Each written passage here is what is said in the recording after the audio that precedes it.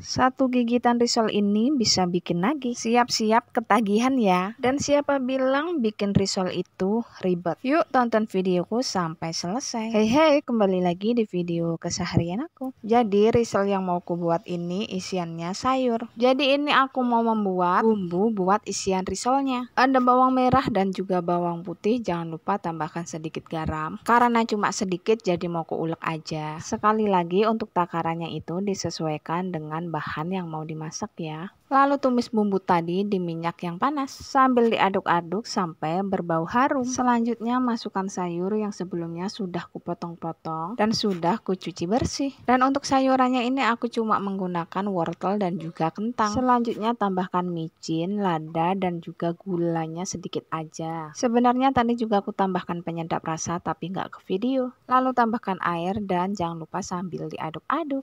Menurutku biar sayurannya cepat mateng ini mau kututup dulu. Dan gak usah lama-lama ini aku buka kembali. Dan ini sayurannya sudah hampir empuk. Lalu diaduk-aduk kembali. Jangan lupa sambil dicek rasa ya. Selanjutnya ini mau aku tambahkan cairan maizena. Supaya sayurannya tadi agak kental. Lalu diaduk-aduk sebentar. Dan kalau sudah mateng matikan kompornya. Dan ini mau aku pindahkan ke mangkok dulu. Biar mudah nanti waktu pengisiannya. Ini cemilan solusi banget. Bagi anak-anak yang kurang suka dengan sayuran. Karena aku nggak mau rugi jadi ku bersihkan sampai tidak ada yang tersisa sayurannya tadi. Karena sayur yang buat isiannya tadi sudah dingin. Jadi waktunya buat risolnya. Dan untuk kulitnya tadi aku beli ya teman-teman. Karena kalau buat sendiri bakalan lama banget. Jadi di sini aku nggak banyak jelasin cara melipat-lipat risolnya. Kalian bisa lihat aja langsung di videonya. Dan cara ngelipatnya itu mudah banget kok. Setelah selesai dilipat-lipat jangan lupa dilem ya ujungnya. Dilemnya menggunakan cairan tepung terigu. Tepung terigu dikasih air lalu diaduk-aduk gitu loh teman-teman. Supaya nanti waktu digoreng itu risolnya tidak terbuka. Jadi kayak morat-marit kesana kemari gitu loh. Karena aku dulu juga pernah buat risol tapi ujungnya nggak kulem. Makanya aku jadi tahu. Dan sekarang aku kan sudah tahu jadi wajib ngasih tahu ke kalian. Supaya nanti kalian walaupun baru pertama kali buat langsung bisa dan hasilnya langsung bagus. Biar nanti nggak kapok kalau mau buat lagi. Dan ini aku percepat aja ya videonya. Tapi prosesnya ini belum selesai. Selanjutnya ini mau diguling-gulingkan ke tepung panir.